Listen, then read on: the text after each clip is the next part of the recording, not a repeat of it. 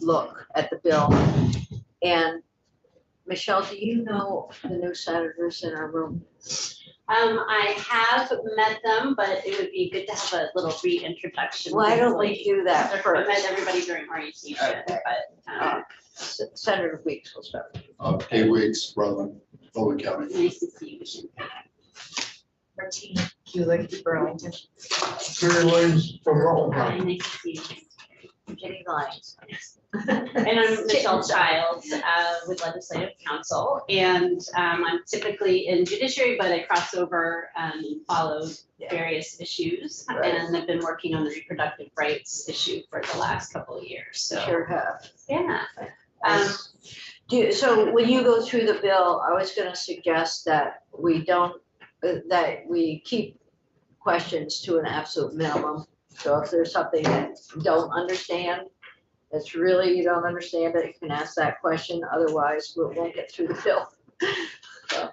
So I think that's probably a good shot, and I'm happy to talk with folks offline. We can set up a time I can answer your questions, but I know this is just the first time you're getting a sense of this bill, so I am going to do pretty high level. So starting with everybody should have the bill as passed by the House. And section 1 is the definition section in Title 1, and I'm sure that we've already talked about that in context of S37. Yeah. We did tweak it a little bit in judiciary. I think the intention is that even though S37 and H89 are independent bills, that they are intended to work together. And so I'm working with Jen and Amron that as there are tweaks made in either bill with regard to the definition of legally protected healthcare, because that's something that we have in both bills, that we'll make sure to true them up along the process. So working off section 1 and the definition, subsection B is what I'm going to focus on just for today, which is the definition of legally protected healthcare. House Judiciary did rework that, and so you see that in subsection B, subdivision B1A, that is about persons' right to they're exercising their right to obtain healthcare. Subdivision B1B addresses an issue of people who are assisting someone in either in the provision of care or helping them obtain that care. You move on to page 2, top of the page, B2. That is just clarifying that conduct which would exist, if there would be an action in Vermont for that conduct, then the definition of legally protected healthcare doesn't apply. And so that's in the circumstance of, this is not going to bar malpractice claims, things like that. So if it was going to be actionable in Vermont, it's still actionable, and so it wouldn't be covered. Subdivision B3, this is addressing the telemedicine issue. So you'll see there in the language is that as long as someone is duly licensed in Vermont and physically present in Vermont, and the service that they provide is legal here in Vermont, that it is protected regardless of the patient's location or whether that provider is licensed in the state where the where the patient is located. And I know that that's a difference from the way that things work now, and that you guys are working through that with witnesses. I'm sorry, repeat that one more time. What is in this bill? Sure. So as long as the provider is licensed here in Vermont and physically present in Vermont at the time of the conduct, and that service that they're providing, that healthcare they're providing is legal here, then they're going to be protected even if the patient is elsewhere, or the provider isn't necessarily licensed in that other state. So essentially, as long as they're providing legal health care here, and you'll see later on in the bill, it talks about that's where the conduct occurs. As long as a part of it is occurring in Vermont, it will be considered for purposes of the protection occurring in Vermont. Thank you. Do you need a copy of that? There you go. So the next section is on page 3, and this is an amendment to what is referred to as the SLAPP statute. SLAPPs are strategic lawsuits against public participation. This law was adopted probably about 15 years ago, and the aim of these is to prevent folks from filing essentially frivolous lawsuits in order to harass someone, to keep them from publicly participating. So if you think about something, if there was like some big development proposed and folks in town were going before the DRB or city council to express their concern about a particular project, and if that developer had big pockets and was just starting to file things basically to kind of deter them from publicly expressing their opinion, we have a statute to address that. And what this does is this says that in the context of, you'll see in the next section, we have one around tortious interference of with legally protected healthcare. So the way that the SLAPP exemption would work is that if someone from, let's say, Texas using SB 8 files litigation against a provider in Vermont because a Texas resident came here and received legal healthcare services here, then in section 3, that person, that provider would have the ability to file an action against that person who's suing them to recover damages for interfering with the provision of legally protected health care.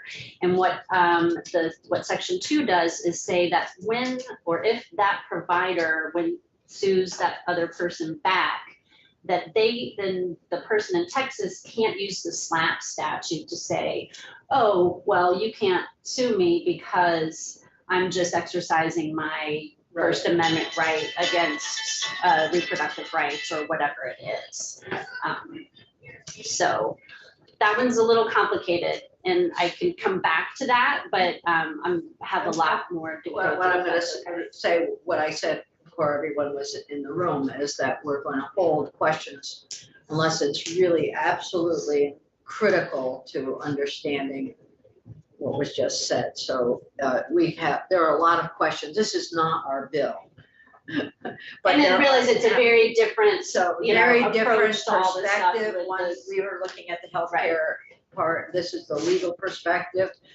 But Senator Williams, you could ask your question. No. Or, okay. All right. Yeah, because there's a lot of questions. There are a huge number of questions in here. This is not our usual jurisdiction. So sure, I just understand. listening.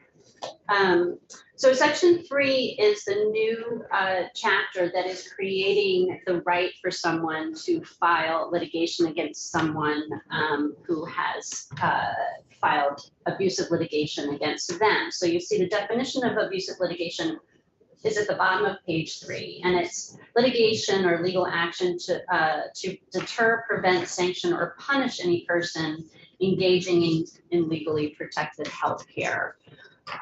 So that would include whether you're looking at like a civil litigation that's allowed by SB 8, or if you're looking at like a criminal prosecution somewhere else. So if you look at the top of page 4, it's a filing or prosecution where it's based on legally protected health care that occurred in this state. And again, you'll see a little bit later in the bill when it talks about it that occurred in this state, it's if any part of it occurred in this state.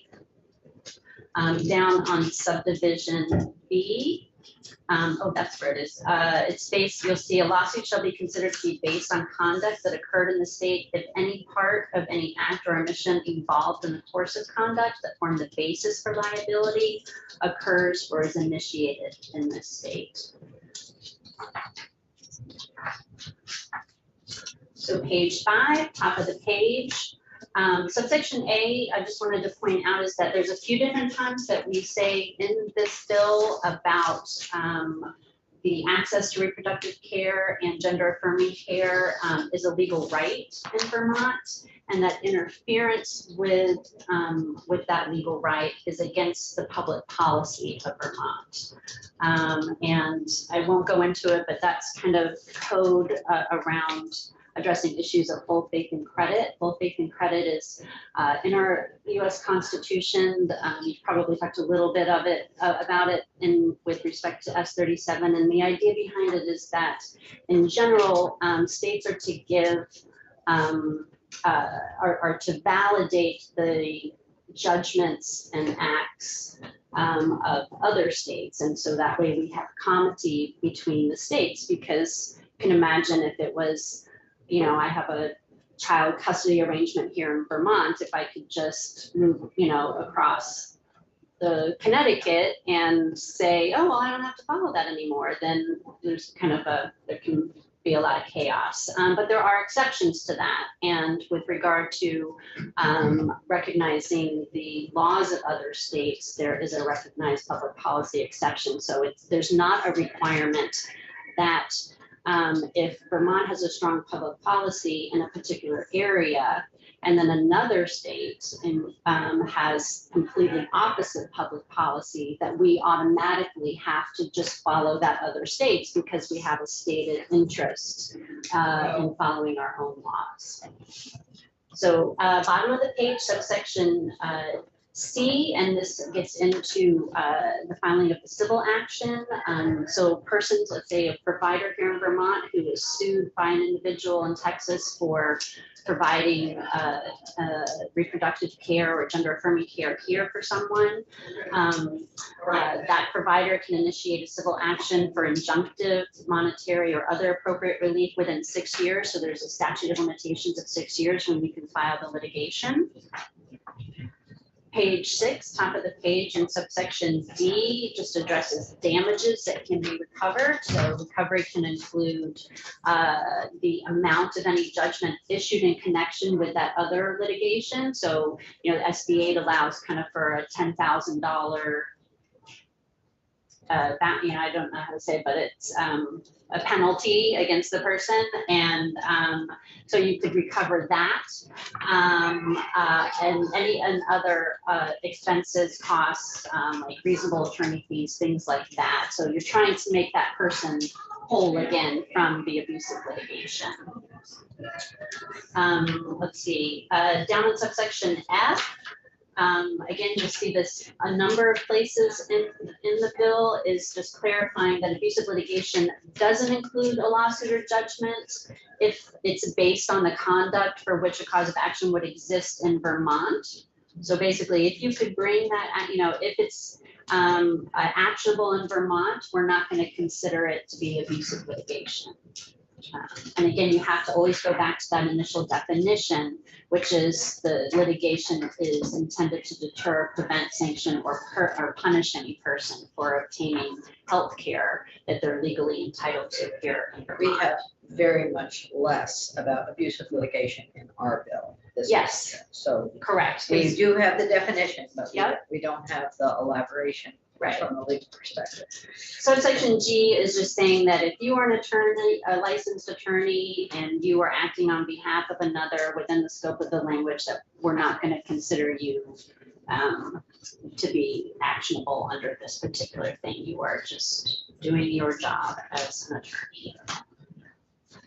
Page 7, section 7303 and foreign judgments.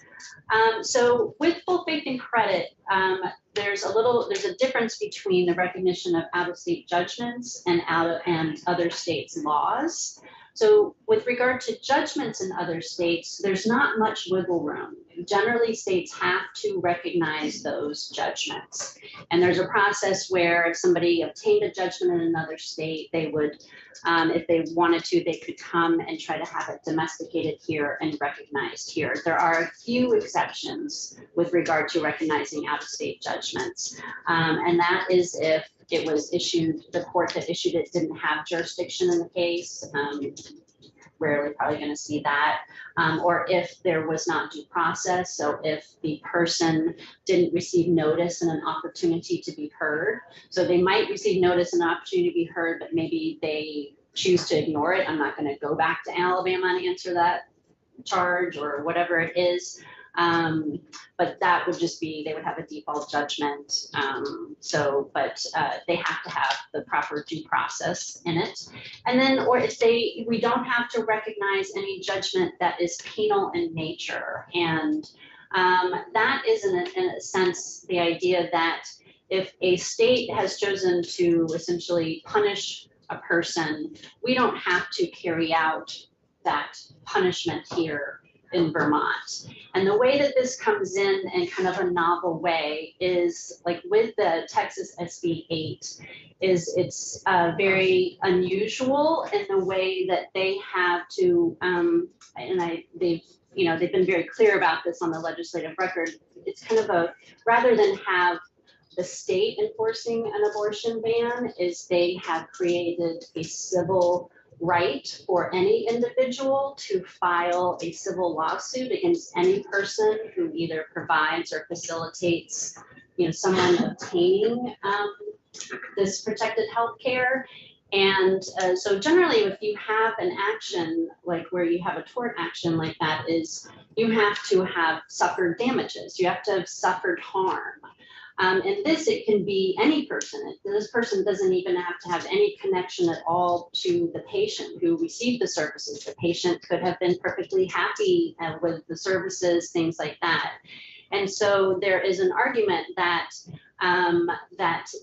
the SB 8 legislation is penal in nature because what it's really trying to do is use a civil mechanism to enforce the state punishment for violating the abortion ban. And so this is where there may be, and I hate to say it, but that's the way things are these days, is all this stuff is going to be litigated. Probably, hopefully not here first, because Vermont is among a number of states that have either passed similar laws or are working on them currently. So we'll see. Next one is, I'm going to move down to section 7304 on testimony and documents. And so this is just saying that that a court here shall not order a person who's domiciled here or someone who is found in the state to give testimony or a statement or produce documents or other things in any proceeding in an outside court concerning abusive litigation. So this is meaning that they can't, so if a court issues, let's say, a summons in their jurisdiction, they would come here if they wanted to have it domesticated, and then the Vermont court would issue the summons based on the out-of-state summons. And so this is saying, no, if it's abusive litigation, we're not going to require somebody to go and show up in a hearing elsewhere to answer to charges of abusive litigation that's in violation of our state policy. So given where we are in time, it might be helpful to go up a couple thousand feet for Sure, the okay. legal pieces, and then as we're Yep. going to get shall to do the that. So, healthcare facilities and stuff. So page 8, choice of law, again, I already mentioned this, which is that the laws of Vermont governs in any case or controversy in these particular types of cases. Section 7306, non-cooperation. This is stating that the state or any employee or whatever is not to spend any time or resources in connection with assisting other states with any type of abusive litigation that's been initiated there. There are some exceptions at the top of page 9 with regard to if the judicial branch is, trying to sort out these cases and deal with that, or if you see on subdivision 3, there could be circumstances where a warrant comes in from another state. It's not immediately clear that that warrant is based on something that we would not recognize, and so law enforcement maybe acts on that, but then they discover afterwards. So it's like, as long as people are acting in good faith, trying to comply with Vermont law, if they don't have the information or they're trying to sort through it all, that's not going to be obviously in violation of the non-cooperation statute.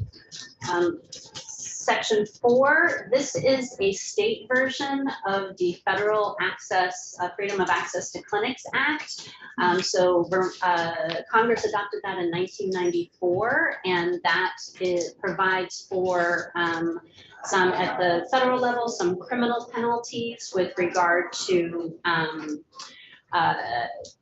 physical obstruction of someone being able to enter a clinic or interfering with their access. You'll see subsection A states the policy, and it's important in balancing the interest of people being able to access the facilities, and then also people's constitutional right to express their views around that, but they are not permitted, if you see at the bottom of page 10, by force or threat of force or by physical obstruction from interfering with someone trying to go into a facility to access health care.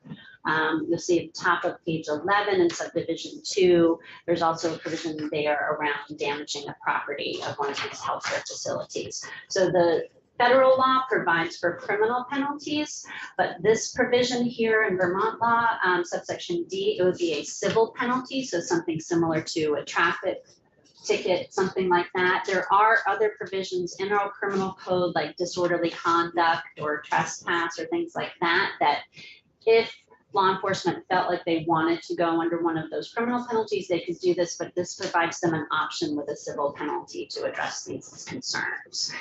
Section 5 is just adding the cross-reference to judicial bureau so they can address those particular tickets. Section 6, this addresses extradition. So again, going back to the US Constitution, states are required to recognize the extradition orders from other states. However, there is an exception there, and you have it here. We could recognize in these circumstances, but Vermont is making the policy choice to say, because we're not legally required in this particular case, we're not going to do it. And so that is that we are not going to extradite a person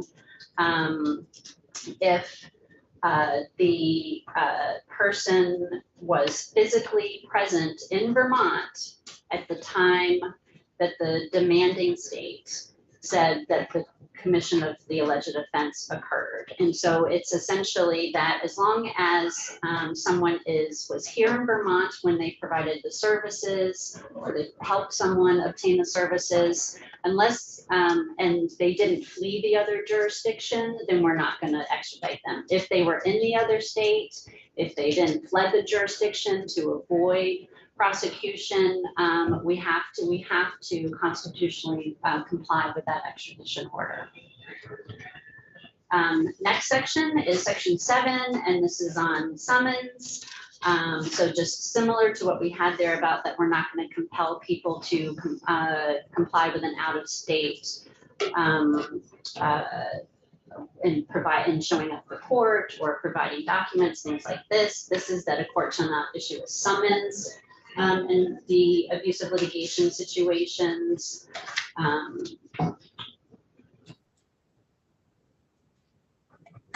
And then section 8 on page 13. And this is the addition of folks who are either providing legally protected health care or obtaining legally protected health care and allowing them access to our Safe at Home program that is operated by the Secretary of State's office. And that provides some address confidentiality for folks. And right now it's open to victims of domestic and sexual violence and stalking. And this expands that universe so that if someone, for instance, was a provider and they wanted to be able to avail themselves of this program, it expands that to allow them to tap into the existing program.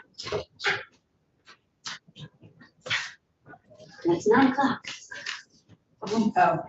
Why don't you just sort of give us the global look at what we're missing here? You're not missing. We made it all the way to the end. Right. I was preoccupied. That's okay. So, The rest but of the bill you is know, all on that. Yes. The Address confidentiality. Oh, Yeah. okay. So the bill is now in judiciary. This bill is in judiciary. Senate. Yeah, it's in Senate Judiciary, and as we're going through some of our definitions and changes, we will be making changes. Then we have our crew is here. You've They're all got, here, you've got a team. coordinating the integration of the two bills. So the slow one in the room. So it passed the House. It's Yes, come over to Senate. so, yeah, so it's in the Senate. So when the judiciary finishes its work on the bill, it'll go to the full Senate. Our bill will go to the full Senate and then over to House Human Services. So still, still, And I think, and you know this, but like the three of us, Jen and Amber and I, like, we're talking on a daily basis about issues that get raised in the various committees and making sure that as each of these bills progresses, that they can work hand in hand and there's no conflicts. So,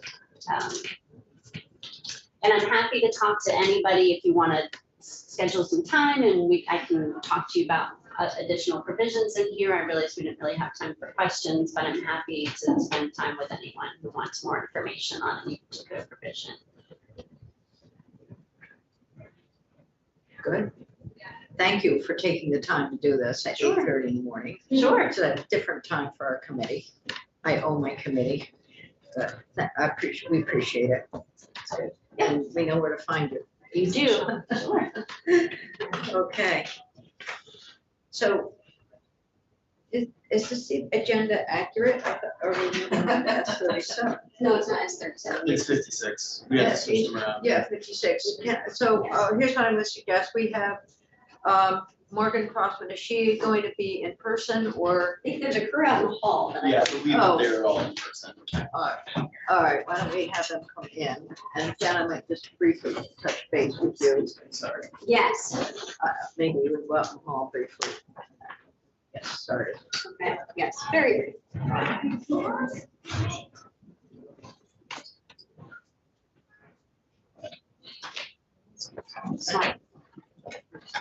Good morning. Rotation.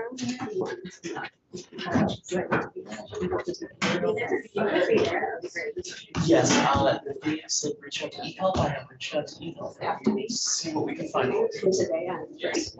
but maybe we can talk about it before. I'll be right there.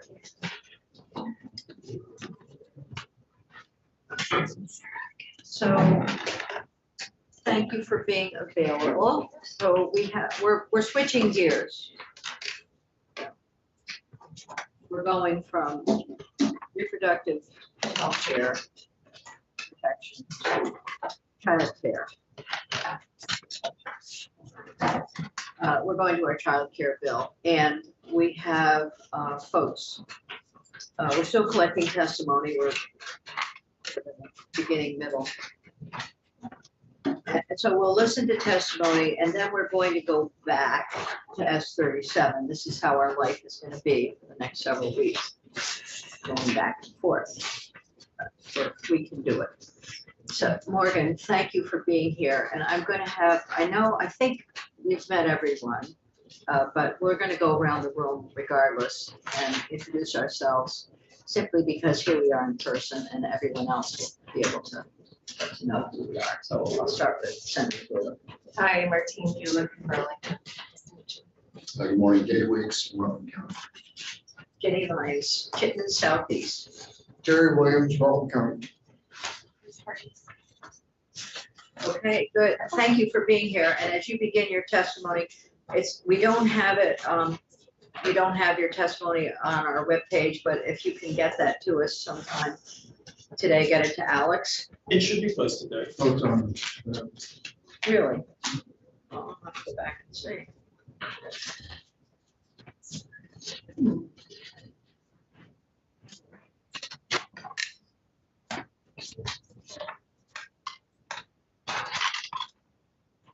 There it is. Terrific. Thank you. You have a lot here. So are you going to share your screen? I'm not, but I'm happy to orient you to the different pages. and That where would I be am. great. Okay, and as you're beginning, I'm gonna go out in the hall for just a minute, and then I'll be right back, and Senator Weeks is gonna be helping out for that. Perfect. So for the record, I'm Dr. Morgan Crossman. I'm the Executive Director for Building Bright Futures. So thank you for the opportunity to be with your committee today. And I want to start by thanking Senator Hardy and Representative Bromstead for the incredible work that they've done on this bill and for your committees. I think that as liaisons to our State Advisory Council, they've done some really incredible work. This is very complex work as we think about systems change, but I really appreciate your dedication to really thinking about how we best support kids and families in the state. So I'm going to try to be brief in terms of the role of Building Bright Futures, but want to give you a very quick overview of our role in the system. There are 7 places in this bill where you are identifying a role for BVF, so I'll outline some considerations there, and then talk a little bit about data-driven decision-making and the stakeholder feedback that we've compiled for all of you. So on the first page of my testimony, there's an overview of our role in the system. We at Building Bright Futures are charged under Title 33, Chapter 46 as the primary advisor to the governor and the legislature on the well-being of kids and families in the state. We are a public and private partnership, and we are charged with maintaining and monitoring the vision for Vermont's early childhood system, which is the Vermont Early Childhood Action Plan. We bring together a network of over 450 people on a monthly basis through 12 regional councils across the state, 7 strategic plan committees, and the primary advisory mechanism or body, the State Advisory Council. And I think it's important to note right up front that the SAC or that State Advisory Council does not directly support or oppose or advocate on behalf of any piece of legislation, bill, or policy issue. Our responsibility is to elevate family and community voice, to make sure that you have access to the most up-to-date, high-quality data to inform your decision-making, and to help guide those policy decisions related to kids and families. It's also in place to hold our system accountable to meeting the needs of kids and families and the vision we've set. And so that vision is really about keeping children and families at the center of decision-making, and it's also focused on building an integrated, comprehensive, high-quality system of services that's equitable, accessible, and meets the needs for each and every child. So I want to move on to where you've identified a role for Building Bright Futures in this bill. So there are 7 sections.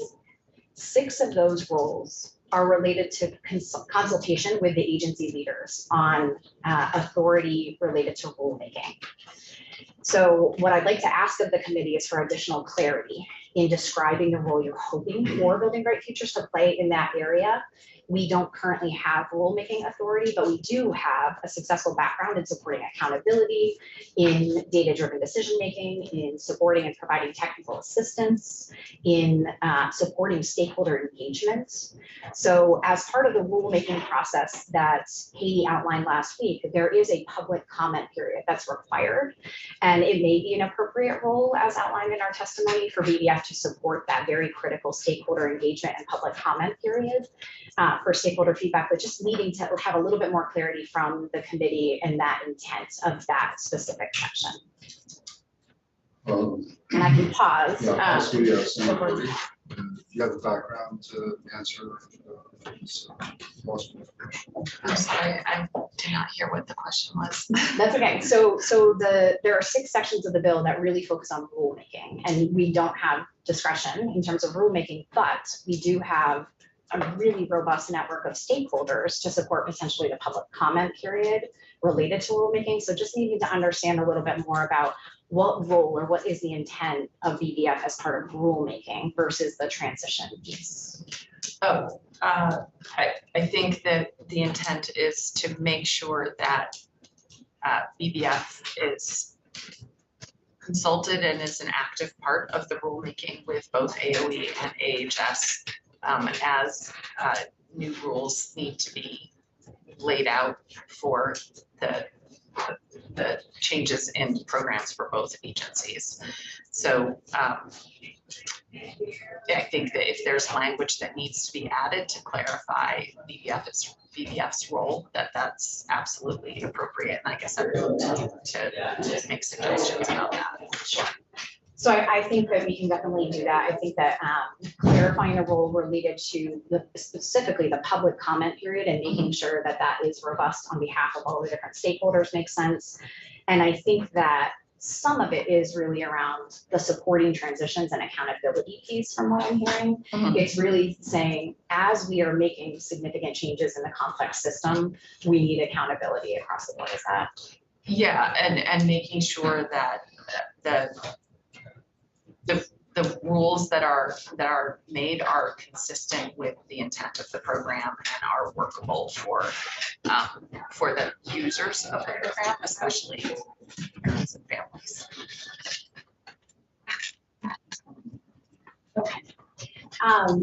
That is helpful clarity. So in terms of the next piece of our testimony, the second primary role that we are being asked to play is in supporting transitions and technical assistance. And as we've talked about already, this is a very complex system. There were significant transitions, and it absolutely is an appropriate role for BVF to support those governance systems transitions, and our team is well positioned to support that body of work.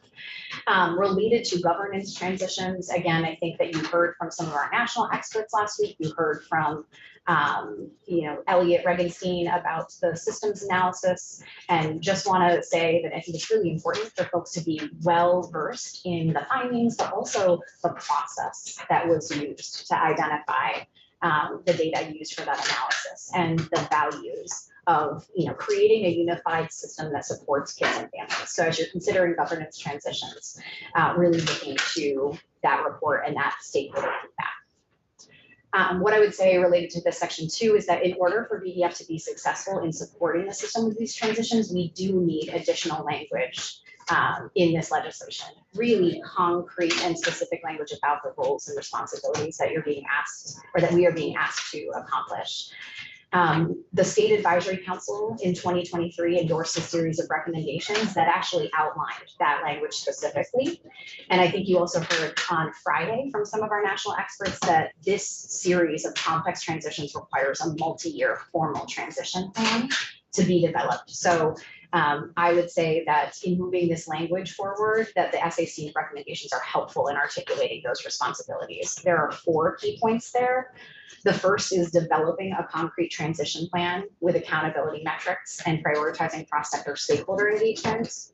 It's monitoring any and all transitions over time and really thinking about how we're using continuous quality improvement and reporting that back to the legislature on an annual basis to define and measure outcomes and process. So what are the successes? What are the benchmarks that we're looking for over the next few years, and are we meeting them, and how do we adjust when we aren't? And then ensuring alignment with the vision in the strategic plan.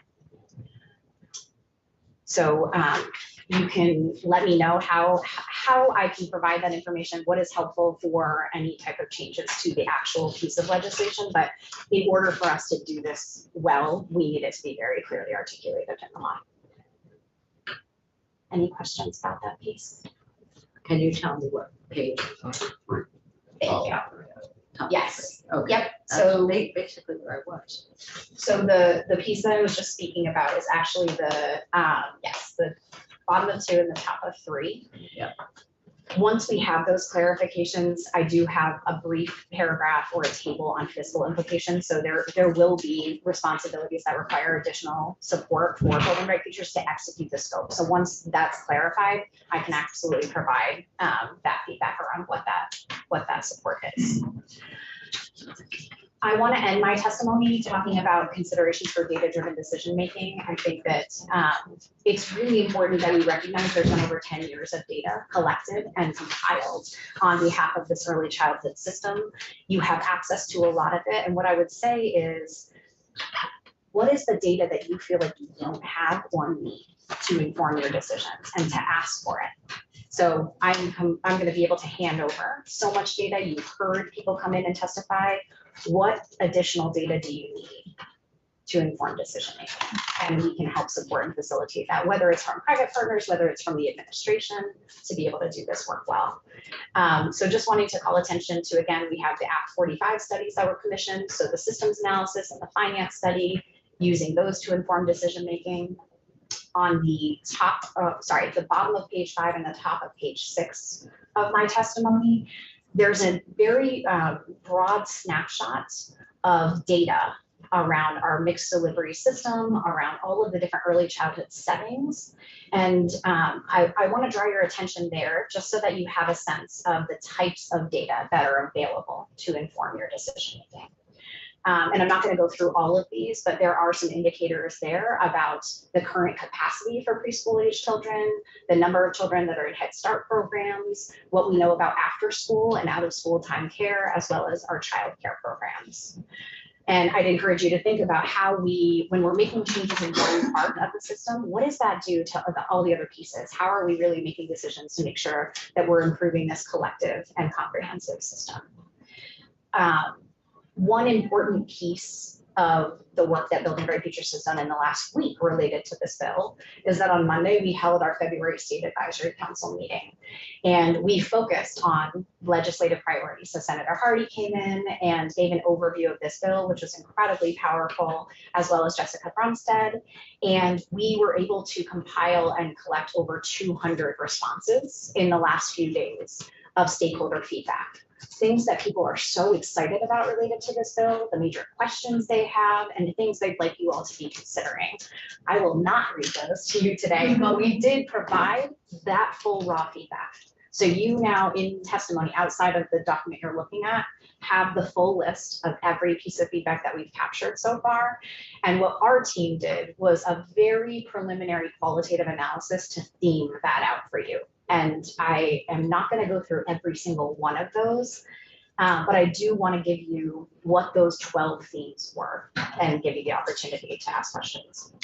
So on page, I'm going to switch to my other document.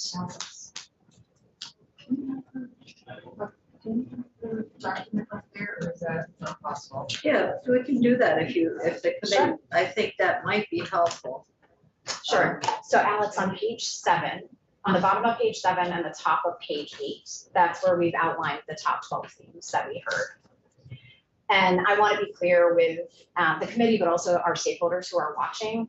We do have a robust series of stakeholders that are coming together for this, but this feedback may not necessarily reflect everybody's perspectives. These are the folks who have engaged so far.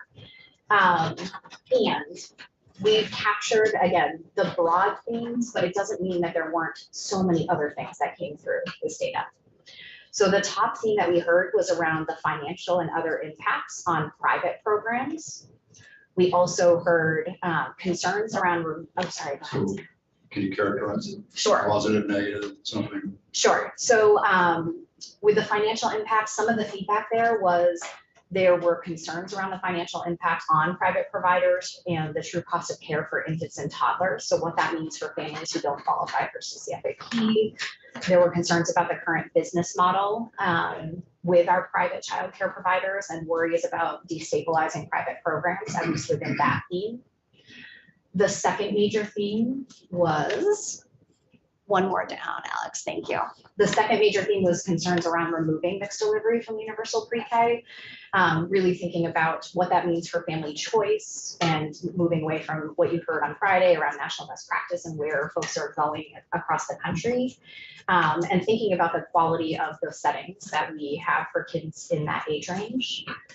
The third theme was around capacity and infrastructure of public schools. So lots of excitement from public schools around what this could mean, and also a lot of questions about the capacity of programs and what it means to have 4-year-olds in safe and developmentally appropriate settings, what is needed related to physical infrastructure in this area, whether it's playgrounds, outdoor spaces, and classrooms. Questions about the implementation timeline and what is possible in terms of these transitions. The fourth theme was around quality and developmentally appropriate practice. So what are the implications for the existing way that we are measuring quality, and how are we moving forward with a high quality system? Looking at STARS, looking at the Vermont Early Learning Standards, what it means for accreditation, licensing, quality across both of these, or all of these different types of settings. A ton of excitement around CCFAP, the Child Care Financial Assistance Program, excitement for how there's support for increasing eligibility, some really positive feedback around the way that we are supporting families in that area. Definitely some questions around cost of care and eligibility, specifically around income and benefits cliffs and a cost burden for families that don't qualify for CCFAP. Specific to pre-K, a ton of excitement for thinking about equitable access and expanding pre-K. Lots of excitement around expanding pre-K for 4-year-olds, but also concerns around 3-year-olds not having access to pre-K. Questions around the Head Start model not feeling represented in this current bill in a strong way, and concern around kind of best practices around 3- and 4-year-olds and what it means to be thinking about their developmental trajectory. Related to special education, which is the, thanks Alex, that there's a lot of question and concern around those on individualized education plans. So thinking about the Individuals with Disabilities Education Act, which is IDEA, there's concern about 3-year-olds not having access to inclusive settings where they would be educated alongside their typically developing peers in the least restrictive environment. A lot of discussion around workforce. What does it mean for schools? What does it mean for early childhood educators? Some questions and concerns about the roles and requirements and the definitions of what an early childhood educator is. Identification of some of the major challenges recruiting and retaining the workforce. And then transitioning to thinking about after school and out of school time care.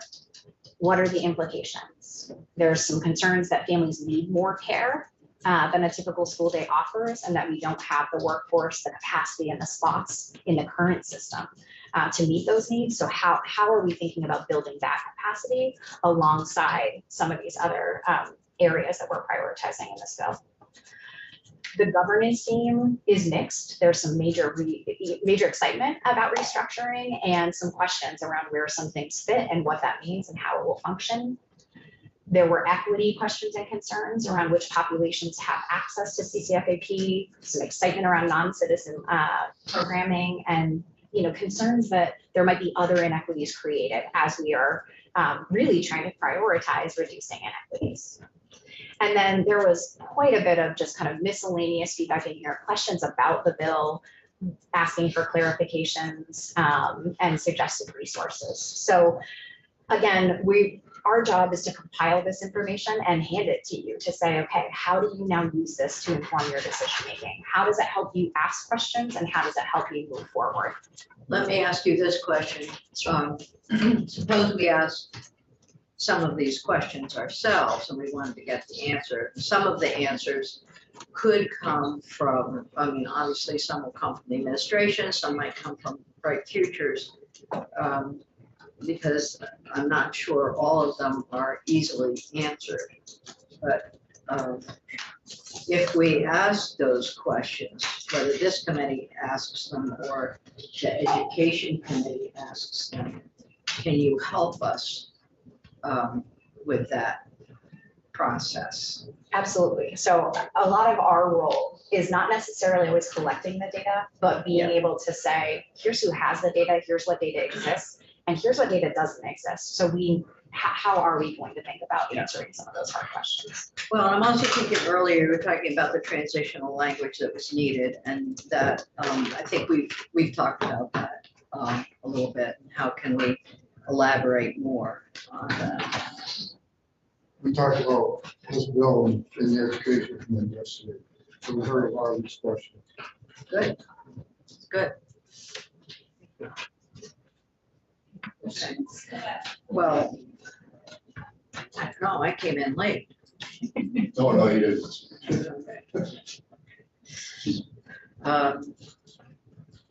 Questions, committee.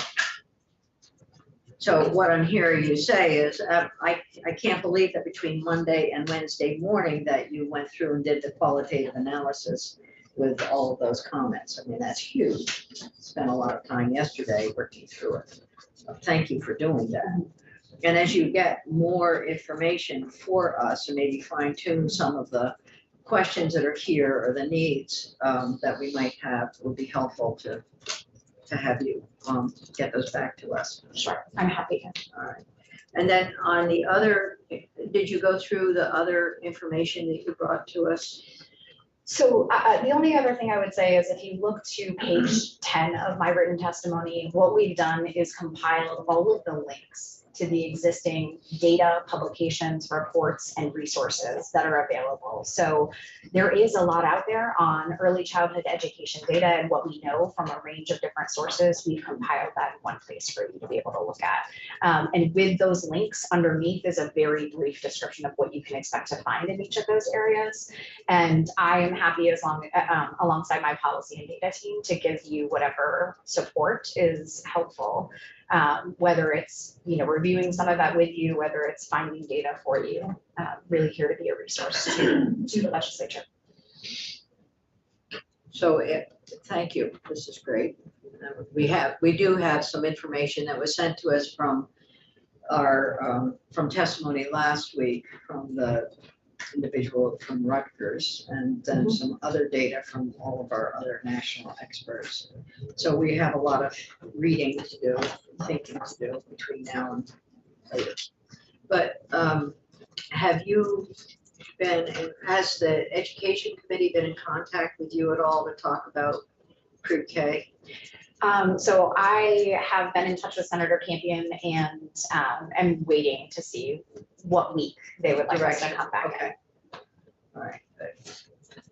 Well, because I think that folks, we've talked about this before. I think the goal of moving pre-K forward is absolutely critical and important in our state.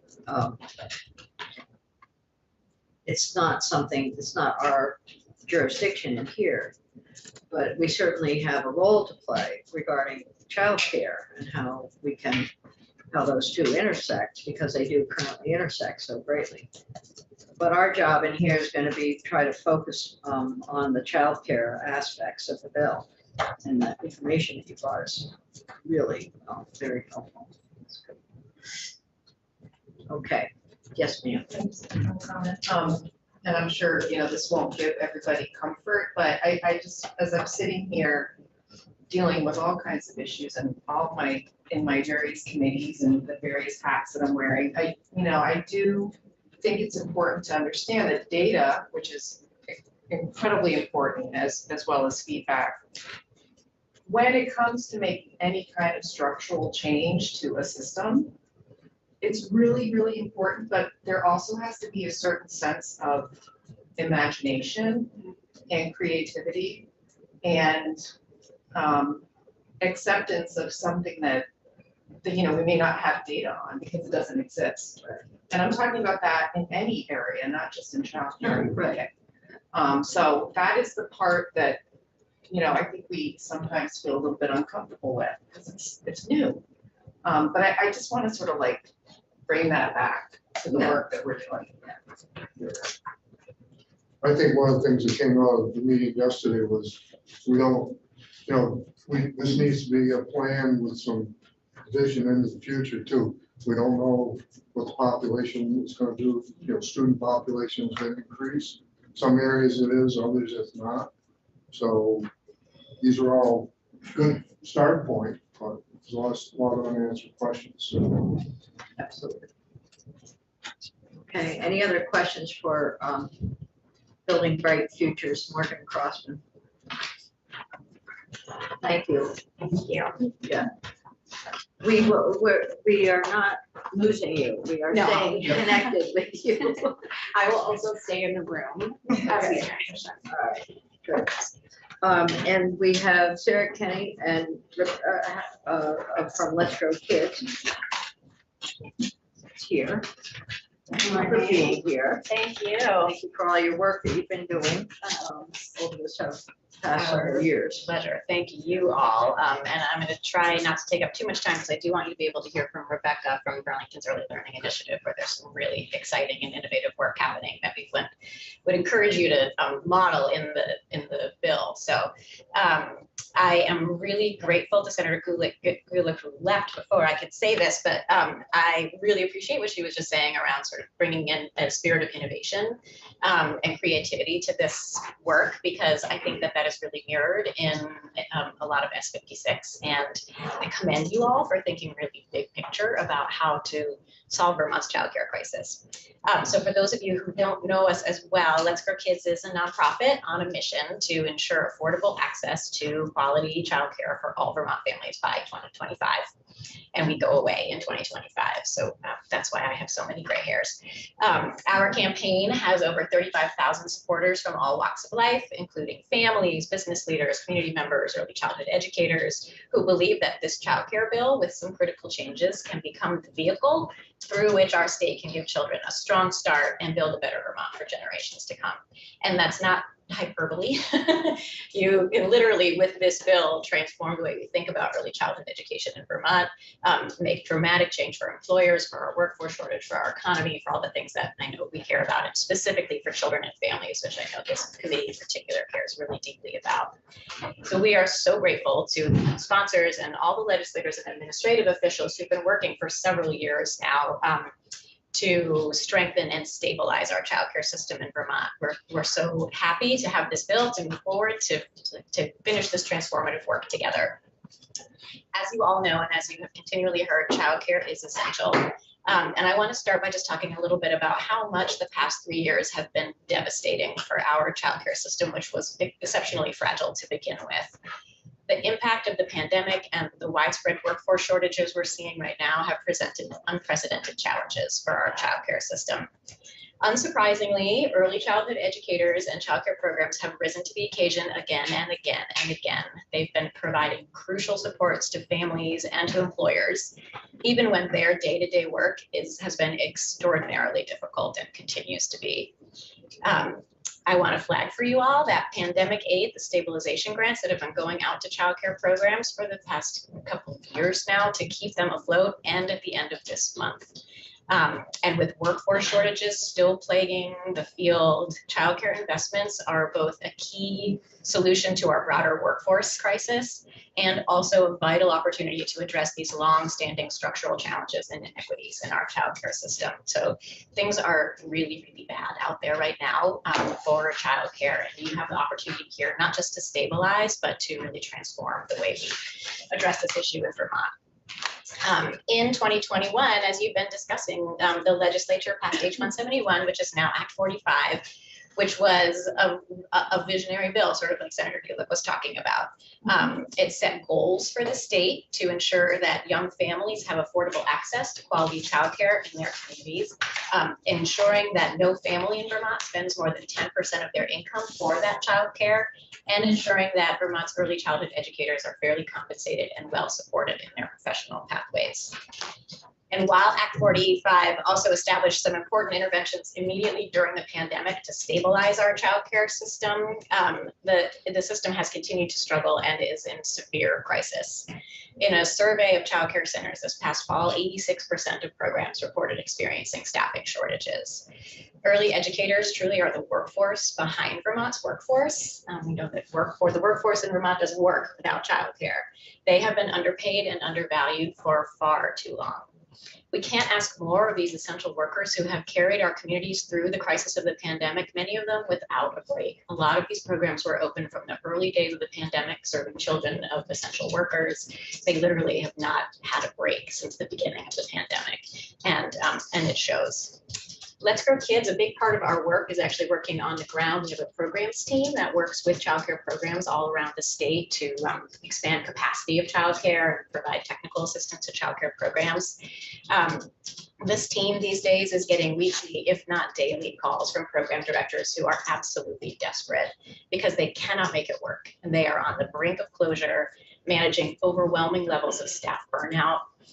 Over 35% of early childhood educators said in a survey that they're considering leaving their job or closing their family childcare home. Early childhood educators are professionals who dedicate their careers to caring for and educating our youngest children. So if you were to visit a childcare program, it might not be immediately obvious to you just how bad things are because they are professionals who are doing incredible work.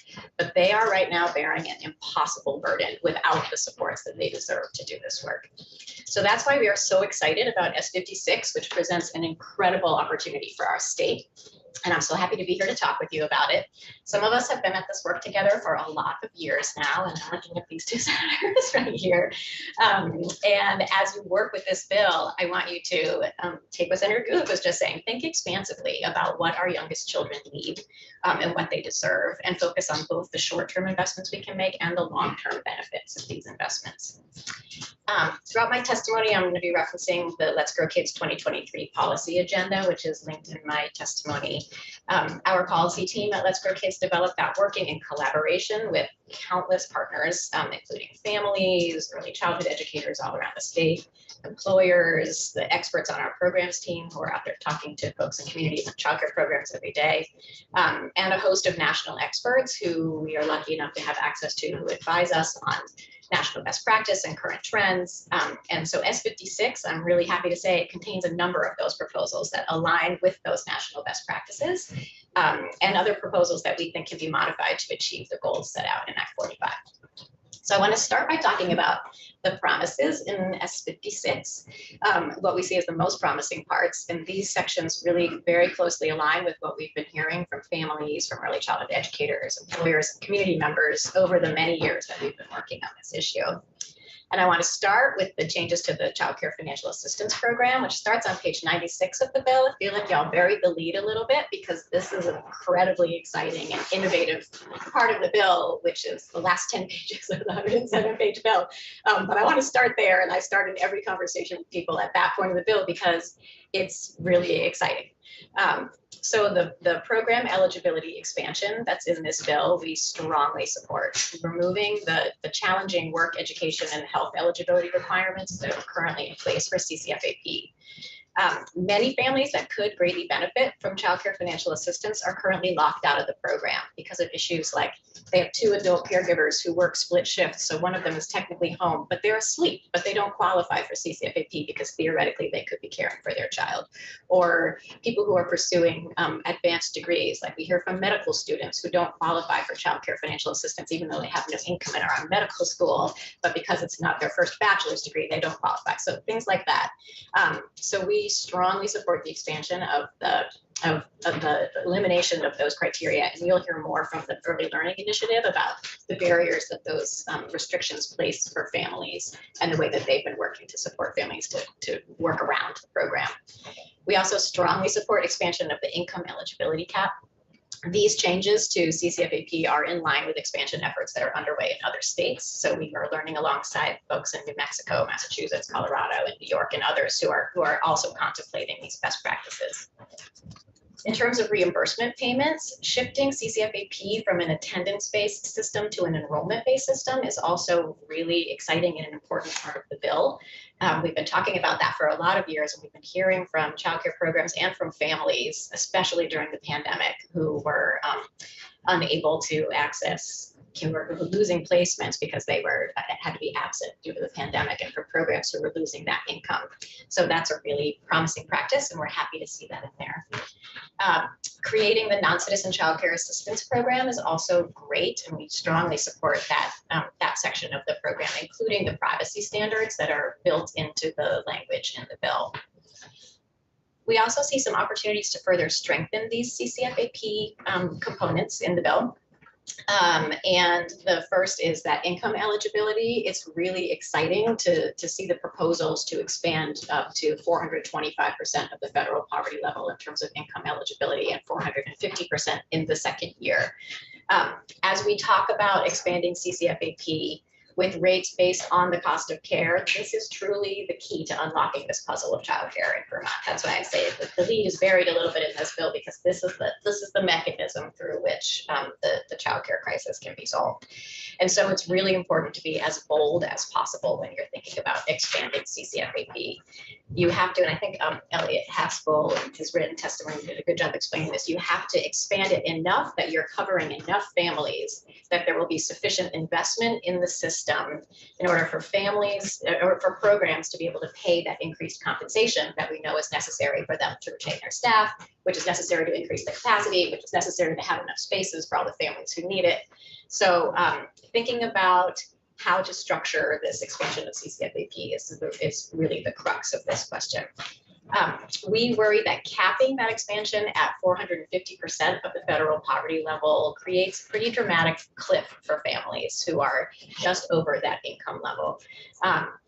And we're talking about, for a family of 3 with an infant, that's like $112,000 or something along those lines at 450%, which is not a ton of money for 2 young professionals with an infant. And when you think about how much the costs of care are going to be going up, that creates a really precipitous cliff for families who are just over 450%, who are, just holding on right now with their mortgage and paying for childcare. And then when their childcare rates are going to be going up, we worry what the impact is going to be for those families.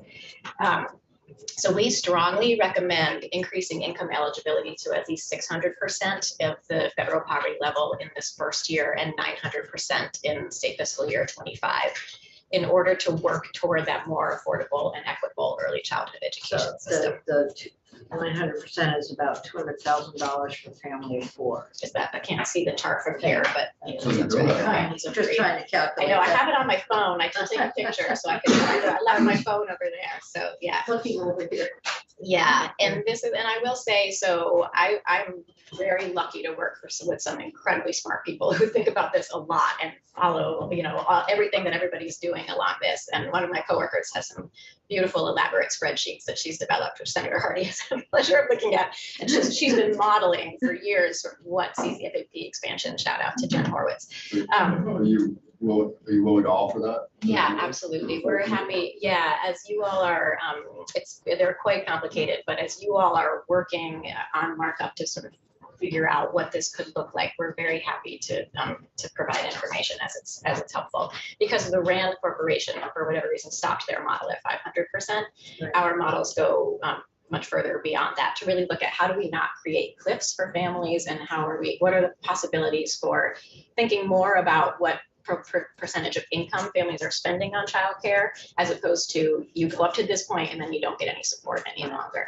How to create more of a slope or a curve, as opposed to you get good We help and run into nothing. that in so many other areas. Well, that's like the thing. reach up. Exactly. And I think the important thing to remember about childcare financial assistance is that these are families, when you're talking about 450% of federal poverty level and over, they're families who are not eligible for any other supports from state programs. Right. So, they're kind of left on their own. And when childcare prices start to increase dramatically, which they should, because that's what the system needs, and that's what early childhood educators need to be paid, right? Those are the families who are most at risk, I think. So we strongly encourage you to consider going even further there. The transition to a progressive sliding fee scale, I think, is what RAND modeled in their report to you all, and what I think I've been hearing you all talking about.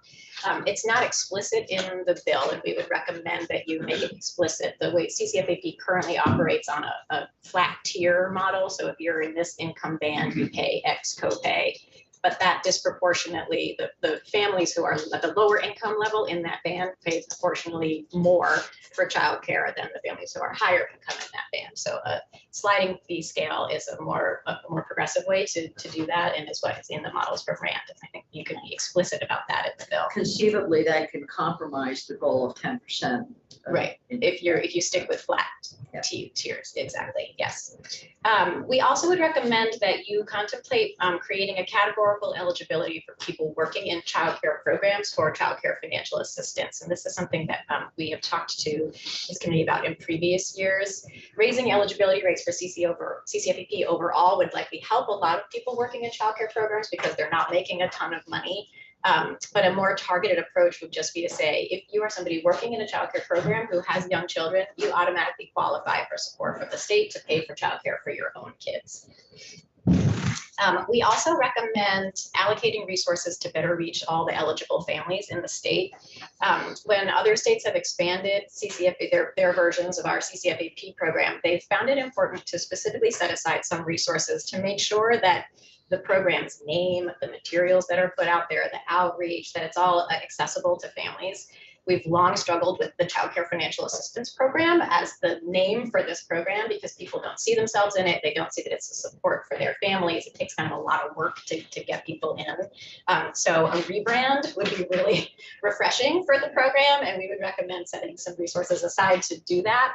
I don't think it has to be a lot, but some level of rebranding and marketing it out to all families so that all the eligible families are actually taking up the program. And then in addition to that, we recommend some strategic outreach. So allocating some resources for specific outreach to families of color in Vermont and other families who have been marginalized by structural inequities, who have not been able to access the program or to access childcare more broadly, creating a bit of a set aside within the program to do specific outreach to those families and make sure that everyone has equitable access to the new program. If I could interrupt, I just need to step backwards just a step, just for clarification. There's lots of folks in here who've done a lot of good work in this bill. Are we contemplating universal pre-K, publicly funded, or are we looking at enhancing CFAP to provide subsidy for those at some level in the federal poverty? So I'm just in hearing you this morning, I'm just a little bit confused on whether we're really, like kind of expanding public education or whether we're expanding the system that supports pre-K for only an element of society. I think the bill tries to do both, right? So the bill, the S56 as introduced would take 4-year-olds and put them into the public education system with a universal approach to those through the public education system, public schools. And then for birth to 3, we're talking about expanding child care financial assistance. That's all. I think the important part of that, and I'm not going to spend a lot of time talking about universal pre-K because the concerns we're hearing were very much mirrored in Dr. Crossman's testimony, and I'm happy to share more of those with the Education Committee. But I think that currently I understand why it's confusing because currently our mixed delivery universal pre-K system supports 3- and 4-year-olds to have access to universal pre-K through school districts. But a lot of that care, over 60% of kids in Vermont receive that universal pre-K at a private partner program, which is the child care programs we're talking about. So essentially families are layering those supports. Those who are eligible for CCFEP are, if you have a 3- or 4-year-old, you're receiving those 10 hours a week of universal pre-K, and then CCFEP is supporting the rest of the hours because most families need definitely more than 10 hours a week of care, and most of them need more than a full school day of care, right? They need work day care.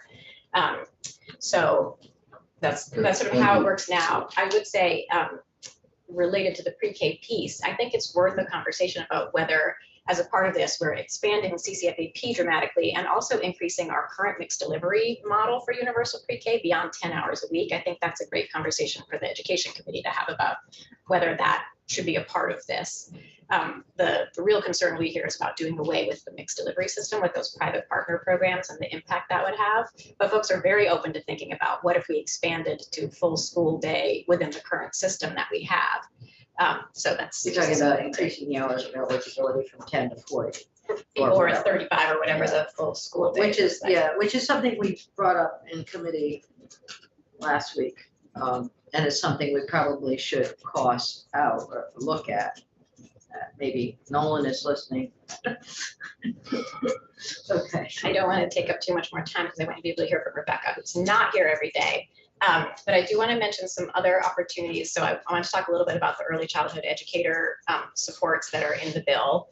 And there's a lot of really exciting stuff in here for supporting that workforce. There's increasing the funding for scholarships and removing the sunset date for that program, providing property tax relief for childcare homes and landlords who rent to childcare programs is terrific.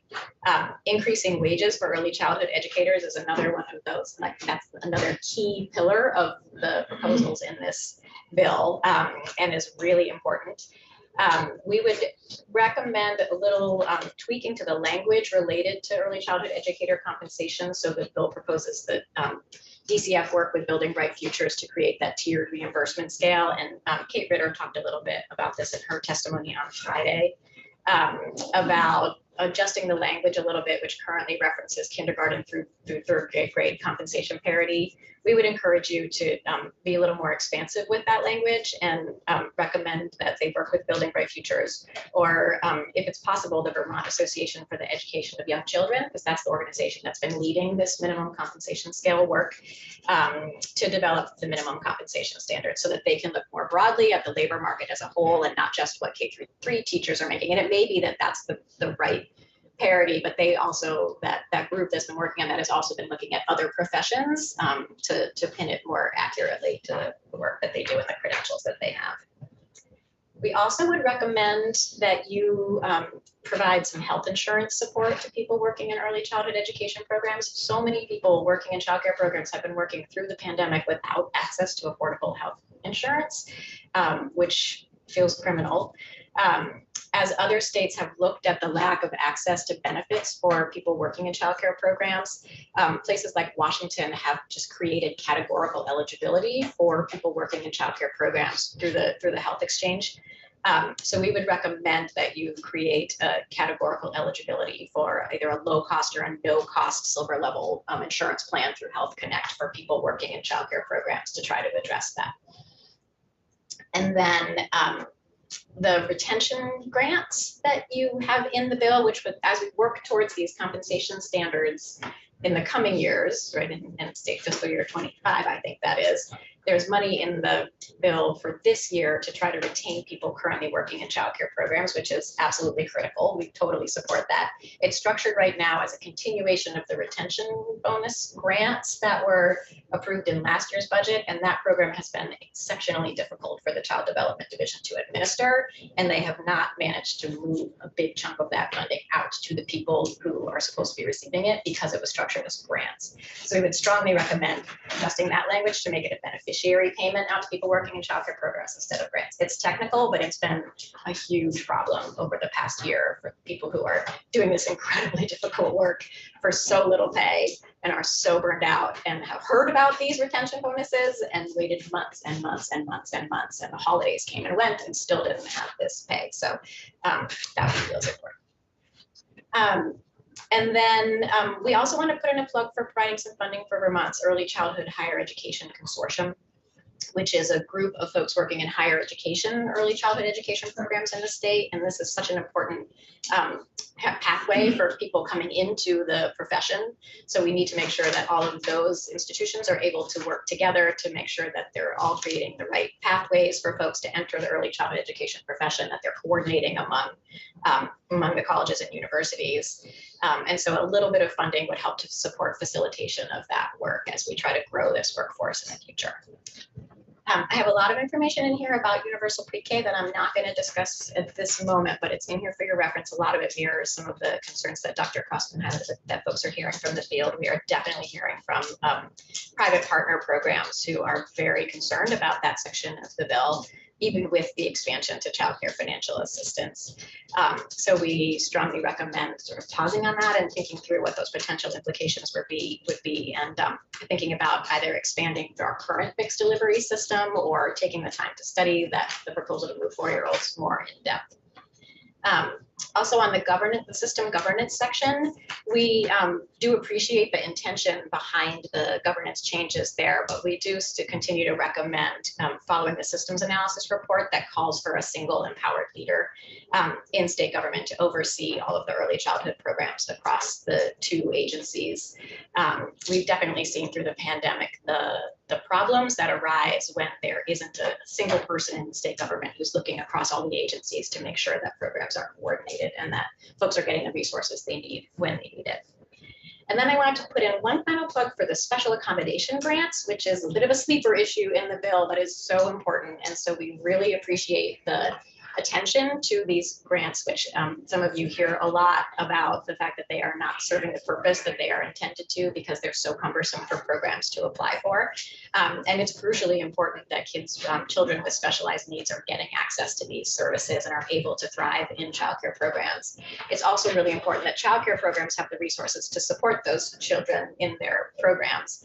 So we've recommended essentially expanding the funding for those grants this year. I think it is important to study it. And in addition, we would recommend some additional funding this year to go both to expand the current special accommodation grants to make those 12-month grants instead of 6-month grants to streamline that. And then also to have a separate funding stream that childcare programs can apply for if they know that they need some infrastructure or some specific training, or they can partner with another program. They just like see that a lot of kids have a specific need, but it's not linked to an individual child's IEP. So there's more information in our written testimony.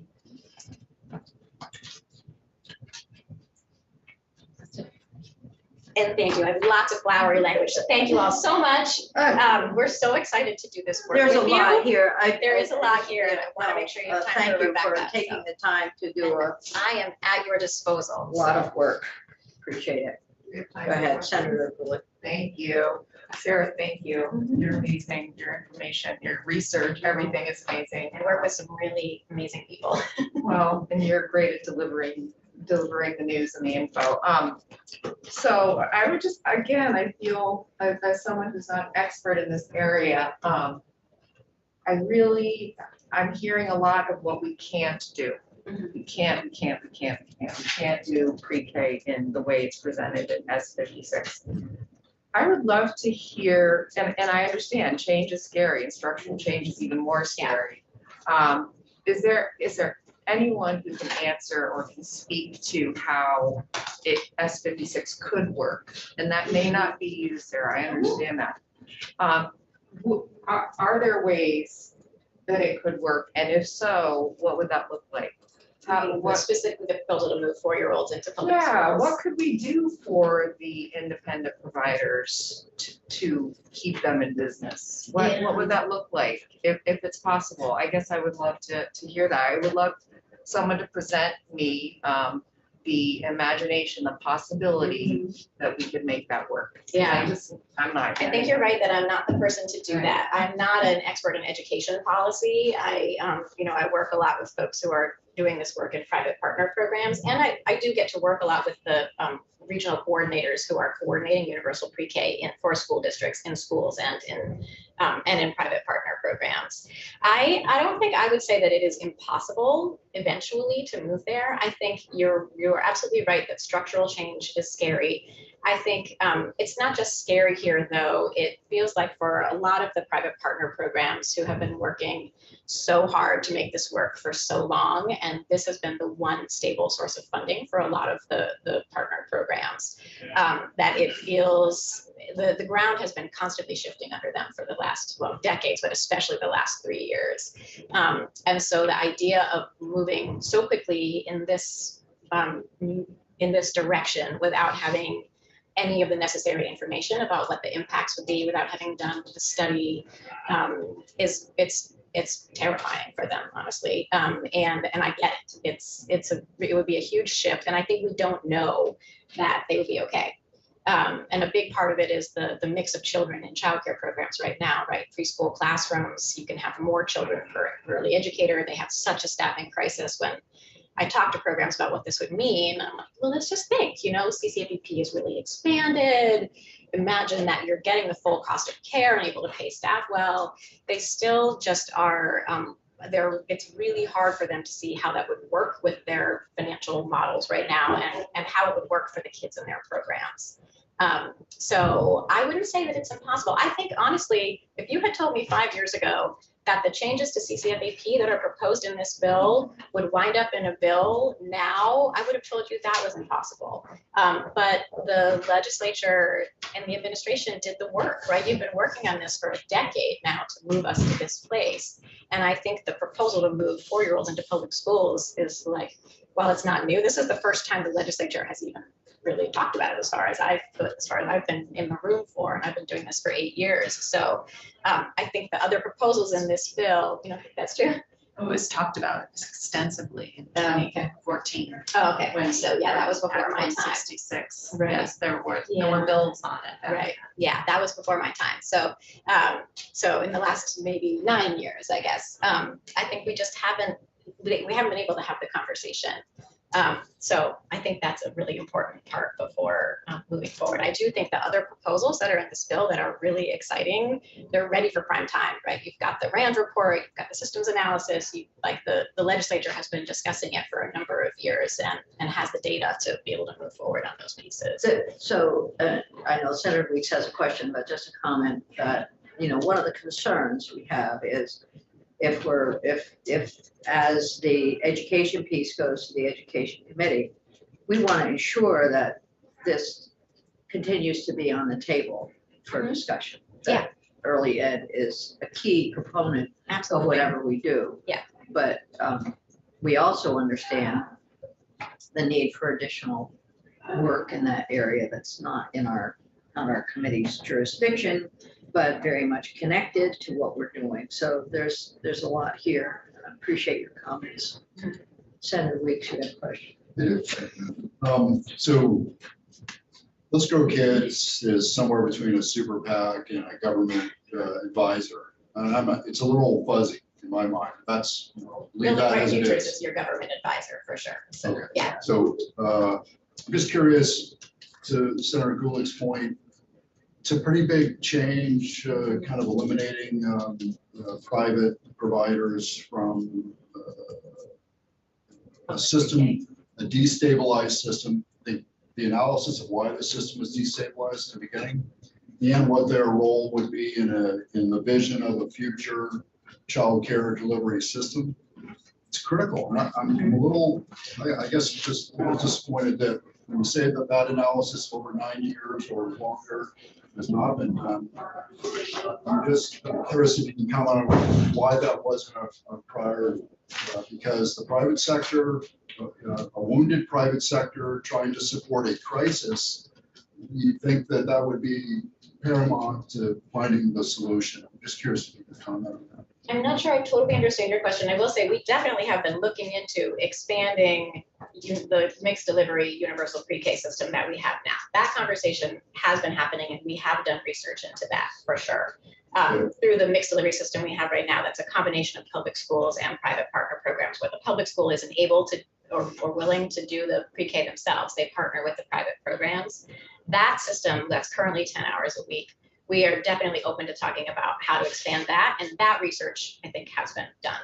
The piece that I'm saying that I'm not sure is ready right at this, I think we just don't know the possible implications of removing, as you're saying, private programs from that system right now and shifting, and removing 3-year-olds from that system and just shifting all 4-year-olds into public schools. I think that's the part that I'm saying we haven't, because the mixed delivery system we have now is national best practice. All the federal funding that has been, potentially coming down has been linked to a mixed delivery system.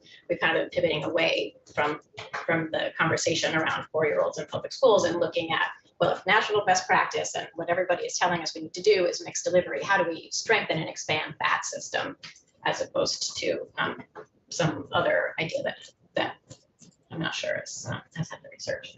So I think you have Your official government advisor here. So Morgan, you want to weigh in? Sure. For the record, Morgan Crossman. I actually think that Senator Gulick outlined the question exactly, which is we need to understand what the vision is for this system, but then what are all of the impacts? What is needed to make this work in a public school, right? Like what infrastructure, what workforce would need to be in place? And what do we need to know about the impact on private programs that would support them if we moved in this model? I think that was, and I apologize if I reframed it a different way, but I think it was really around like, what would we need to do this well? And how do we get that information? And I guess, our interest in this committee is to influence the education committee to pick that up and do that. So we're having those conversations because it is a heavy lift. There's no question about it, but it's also something that I think has been discussed. I do not want to get the impression Not that it's as not much as worthy of childcare. discussion for sure. Yeah. It definitely merits conversation with innovative thinking. And I think the way you two framed the question is exactly the question that needs to be asked. I just think we don't know the answers yet for a bill that would have I us done so agree. quickly. I agree, and I think sometimes with structural change, you don't know the answers, and I also just think there are limitations to national best practice. Have we turned every stone over nationally? Probably not. So again, there are lots of limitations. So, yeah, so let's, this is gonna be this is a good conversation. We need to continue it, I know. We have a lot of interest in moving forward as much as we can. Senator Williams, and then we're gonna move on to Rebecca It's Reese. just an oversimplification probably, but I'd like to see more, rather than questions, recommendations. So that, particularly from the advisors that we have, and it is a heavy lift. And we don't necessarily have to, we're in Vermont, we don't have to meet the national standard. I think that Vermont has a unique situation. We got every building that we teach kids in has a request for reconstruction. So we've got to look at, how many people do we have to educate? I just think the whole process needs reviewed. So there are recommendations from Building Bright Futures, Let's Grow Kids, and I think other folks who are testifying are providing us with recommendations. We just need to go through and see what's there, and that'll be part of our homework going forward, but you're right. Recommendations for improvement, that's what we do. When we get legislation in committee. It's already been worked on very hard, particularly by Senator Hardy, and we don't want to forget that, so. Okay, let's, Thank you all again. This is thank really you. exciting times. We look forward to moving this bill stay forward. connected with us. I think you've heard a lot of questions around the table, and it might be, helpful just to continue the dialogue outside of committee. Morgan and Sarah as well. That's good.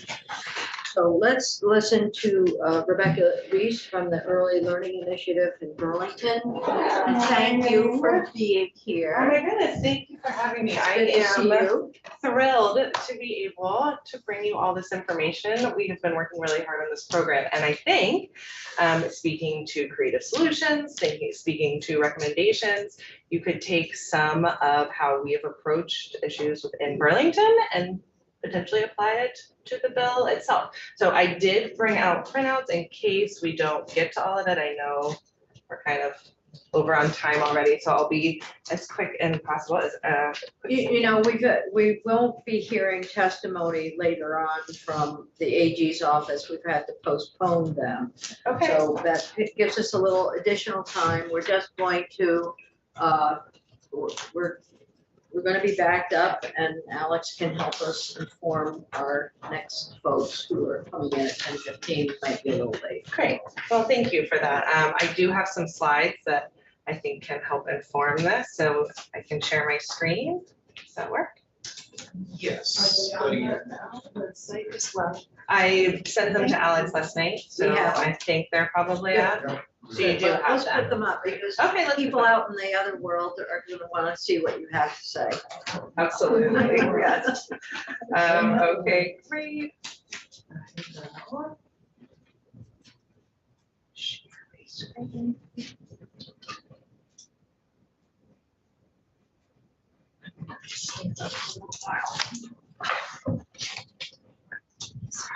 And after your testimony, we're going to take a break, a short break. We need that going forward. Okay, wonderful. Oh, is that all up there? Okay, no, that works. Okay, great. So, as I stated, I am Rebecca Reese. I'm the Early Learning Initiative Manager for the City of Burlington. And again, thank you so much for your time listening to our program that we've worked so hard on. So the Early Learning Initiative launched in 2017. Mayor Weinberger really saw a lack of support for infants and toddlers. There's UPK funding out there, there are gaps in the state system, but the biggest things that we saw was that there was not enough funding and there were not enough capacity spaces for the infant and toddlers of Burlington. And so that's what we focused on. We've taken a two-pronged approach to try and address some of these issues, specifically for Burlington families, how our funding works. That's what we're focused on right now. So we have the First Step Scholarship Program, and this is for families, directly in Burlington families. That's what I will focus on first. I think that is definitely what is most relevant with this committee. And then we also have capacity grants that focus on supporting the childcare providers and programs within the city as well. So, as I said, this work was born out of recognizing that there were limitations, there were gaps in the child care financial assistance program in particular. There are difficulties and complications with the application process and the time requirements. Families have to apply within 30 days of enrolling in a program, and they have to know what that program is before they can know what they qualify for. And how can you plan, how can you know what you can afford if you can't determine what that is ahead of time? As it's been talked about before, the reimbursement rates, they are increasing, and the work that has been done around that is wonderful. And the rates that are in the S56 right now are wonderful, but right now it still doesn't take into the consideration the true cost of care or the true cost of tuition. And even though families are qualifying for some of this support, it's still unaffordable for them.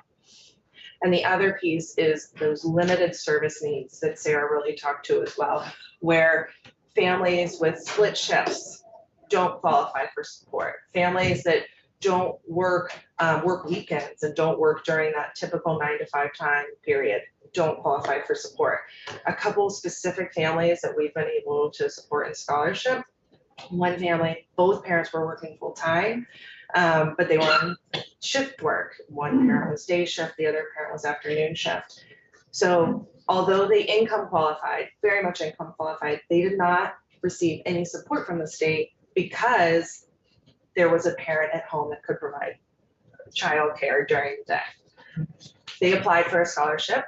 We supported their childcare tuition costs. And once they had their youngest in care in a high quality, supportive, educational, developmentally appropriate environment, that opened up so much time that mom was then able to enroll in an LNA certificate program. She has completed it and is now gainfully employed in the medical industry, which our community also needs as well. Another family, mom works on the weekends, dad works 9 to 5. While they do qualify for some support, it is very part-time to the point where they are only getting $20 a week from the state.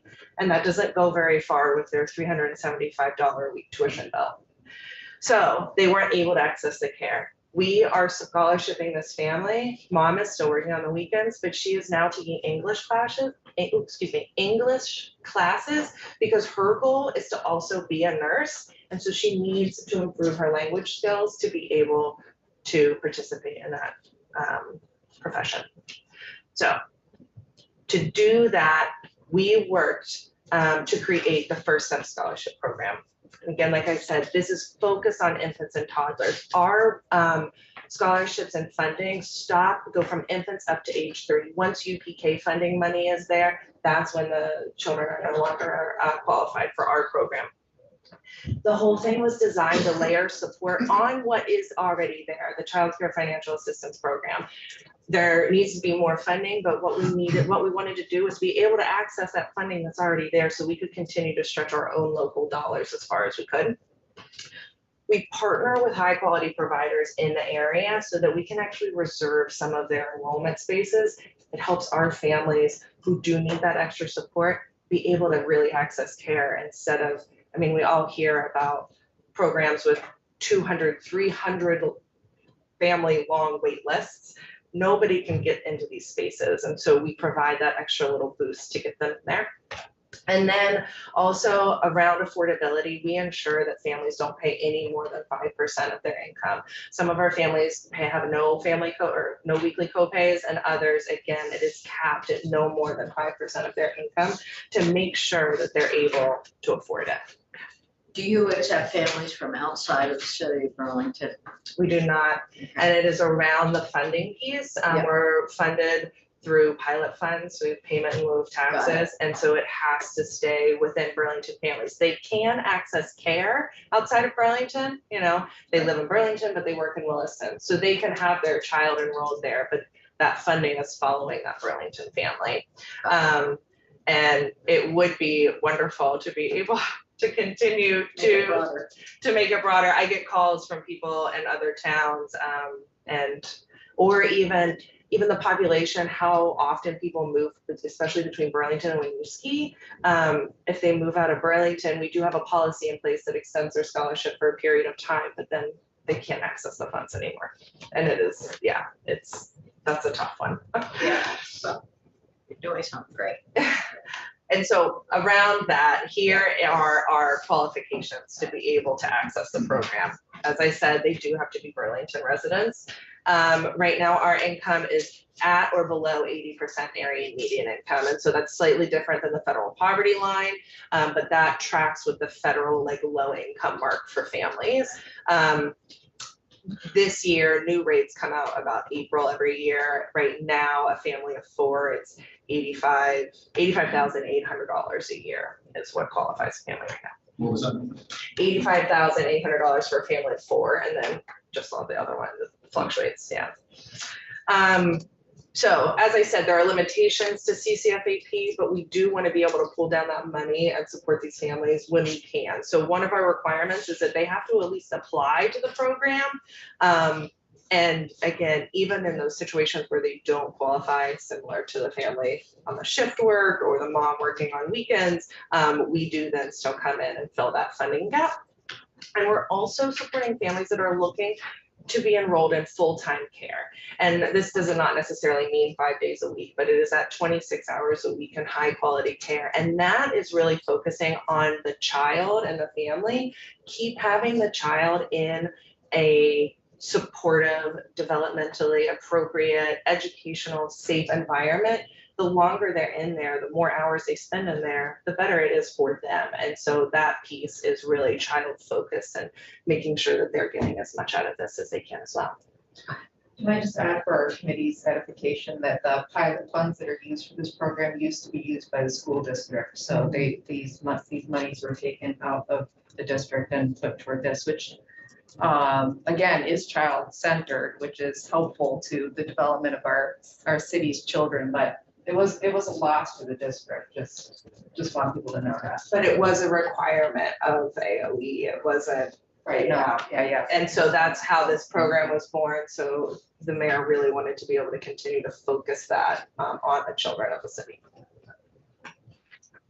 Okay, so. So it's always more complicated than that. That's what we learned in here. Always, right? Always. So these are our success rates, right? We are in our 4th scholarship year right now. We launched in 2019, so 3.5 years in. We've grown 50% over the first few years. 90% of our applicants have been offered enrollment spaces, and of those offered, 89% have enrolled. And of those enrolled, 86% have stayed enrolled. And I can speak to why I think that is in just a moment, but that is such a great number. Those families are in care. They're staying in those childcare communities. Their children are learning and growing. The family has a supportive network. They have a routine. They know their child is cared for and safe. And so they can continue to be a part of their community and contribute in how they see fit. Another huge number, 73% of our families state that they need childcare to either stay or find employment. And just like Sarah said, the workforce behind the workforce, I mean, this is just imperative to allow parents to still contribute to our communities. And then another piece that I think that is really important to note here is how much funding we're putting in. Now, this is an estimate that will be the total funding for all 4 years. So we will hopefully continue to add children throughout this year. So these numbers may increase a bit by the end of August. But for our scholarship families, we have pulled in a $1.36 million of CCFAP for those specific families for their tuition. But to fill that gap, there is still an over $700,000 gap that we're filling with the local dollars to make sure that they have access to the quick care. Just curious, how many children are we talking about? So we've had a total of 144 scholarships over the course of these last 3.5 years. And that is families, each year. That's a total of 144 scholarships. It's averaging really right around that $5,000 mark a family. It ranges from about 4,800 up to like 52 for, I think last year our average was 5,200. So it's really right at that $5,000 mark. That's pretty significant. It is. There is still a funding gap there that it is really difficult for families to pay. Yeah. So why is this program working? Why have we been so successful? And I think some of these aspects can be really impactful for the state bill as well, specifically around the funding for BIPOC families and immigrant families in the state. So why is it so successful? Because we take a very personalized approach to each one of our families, and we support them through the entire process. The mixed delivery system is national best practices, and it's what we have here, but it can be really overwhelming and very difficult to break into. Not only just the funding piece, but literally just being able to access that care. Limited spots, yes, but even finding the spots that are there. As I mentioned, the CCFAP application can be cumbersome, but even beyond that, finding enrollment spots. Whenever I work with a family, I reach out to our partner providers. I know them, they know me, we have a great relationship. I'm still contacting anywhere from low end 5 to 6 programs up to 12 to 15 at a time. That's a lot of work. And I know who they are, I know who to contact, they know me. It is overwhelming as a parent to even know where to start on how to find those spaces and who to contact. The wait lists are overwhelming. Some of those wait lists have fees to be on, and does a parent know that they could potentially ask to see if that that fee could be waived? Also, even attending tours, you find a space, attending program tours, you need to go see it, you need to know that you feel comfortable about the space and it's a great fit for your child. It can be really intimidating. You've never been to one, you don't know what questions to ask, you don't even know what you're looking for. That piece as well. So this comprehensive guidance really kind of just like envelops the parents and helps them get through each step of the process and gets them truly enrolled. I can't tell you how many families that I've worked with that have said, you know, I've started with the state process and I just haven't gotten anywhere with it. And then another huge piece is the inclusive practices, it's funny, specifically around language access. And so families need to be able to understand and know what they're signing up for, right? Right now, in most years, we are supporting families that are speaking 8 different languages in Burlington right now. We have a budget to provide interpretation, to provide those translation services. We just launched a new website last summer that is fully translated into 8 languages. It has a more accessible online application, and we have now fully translated our informational flyers. That's a feedback we just recently received within the last few months. We are learning and growing right along with it. Previously, we just had short blurbs on there, but we have fully translated the whole thing. It's more impactful. It gives the parents self-confidence of knowing that they understand what is happening, understand what they're signing up for, and like the dignity to be able to know that they're making these decisions on their own for their family. So in regards to that, we've just recently launched the language access grants. I've gotten great positive feedback on it and an application already. It's $800 reimbursement grants for all Burlington providers and partner programs of our scholarship program to be able to continue those interpretation and translation services. It can be expensive, and as we all know and have heard many times, programs are operating on such thin margins, they don't necessarily have the overhead to be able to absorb this cost as well. I'm gonna suggest that you try to wrap up in Yes, the next 4 minutes. So I'm almost, yeah. I can. Thank you, Chair. Can I make one quick comment? Just Yeah. super quick, just that Very. in terms of the language, the language supports and the sort of wraparound services that you're discussing, I just want to make the point that all of that is done in great detail in our public school system in Burlington. as well. Yes, absolutely. And so I'm the early learning initiative manager. I'm also the one that's working with the families. I worked in the school district for a number of years, so a lot of things. I learned a lot during that time period. Burlington has an amazing number of languages. It's just, It's- overwhelming. It is, it's astonishing, yeah. And right now we have families speaking 8 languages right now, which is just, it's great to be able to reach those communities. And we're always working to be able to reach more of those communities and get the word out even further. And I can wrap it up quickly. I just thought it would be amiss if I didn't say this. These are our capacity grants that are specifically for the programs in the city. We've increased capacity 46% since 2018, helped increase. We've helped fund programs that come online to increase the number of high quality spots in the city. So these are grants to providers or These grants to? No, these are grants directly to providers. And we all know, as we've heard, the teacher and educators shortage right now. So we have moved in a bit to expanding support to educators. We're offering trainings to existing educators, and we are launching a pilot partnering with Let's Grow Kids around a training program for new educators this coming spring. So this is in addition to the 716,000. Yes, yeah, this is a separate pot, yeah. Do you have any capacity to take on additional children from outside of Burlington? The issue with being able to take on it, they would have to come with funding. Okay. We can't apply our funding to those outside families. And I mean, with the capacity grants, we're supporting Burlington centers, but people from outside of Burlington are enrolling in some of these spots for sure. Can always start. Yeah, Well, oh, that's So, wonderful. yeah, Yeah, they're from That's Essex. great. yeah.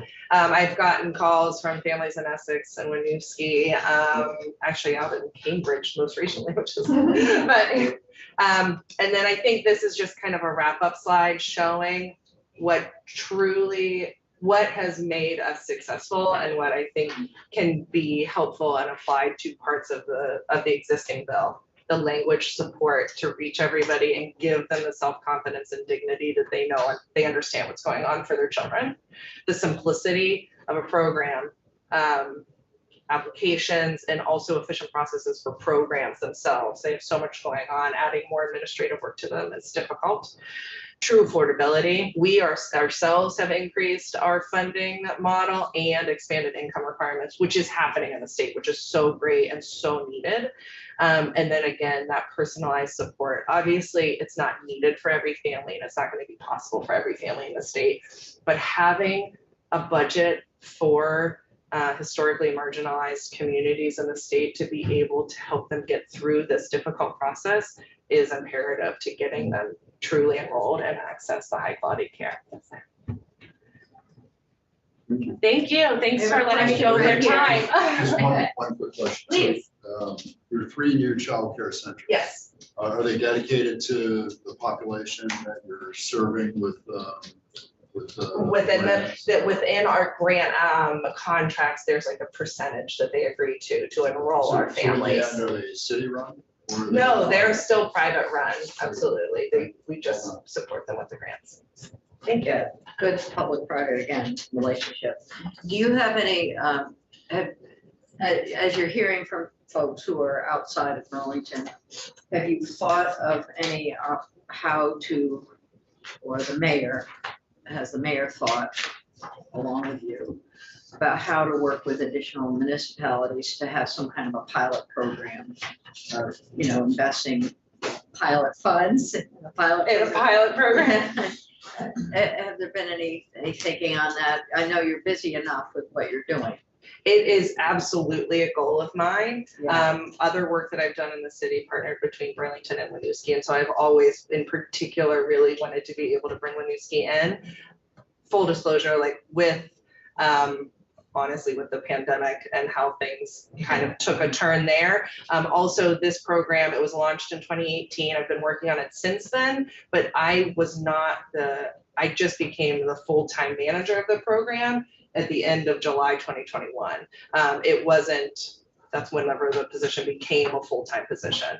So we're still pushing forward with those plans to try and continue to expand it. keep us posted. You know, there's sometimes there are things that we don't have to do in this building. And then we see the results of what happens somewhere else. Yeah. And it's terrific. I mean, it's just terrific what you're doing. I Thank you. remember when ELI was kind of in the discussion phase, and now all of a sudden it's a huge reality. Great deal of good work. Thank you. I really, thank you. Yeah, thank you. Just really quickly, thank you. This is really interesting and helpful to hear. And a great example of what local government can actually do to improve access to childcare and how little they're actually doing in most places in our state. And I just want to make sure you have seen, if you haven't, the language access report that our Office of Racial Equity just came out with. Oh, And it has like great. 42 recommendations for improving language access through state government. Yeah, But you should definitely look at it. if I you will, haven't, absolutely. Because probably some of it you're already doing, but it might be great informing back and forth between local and state government.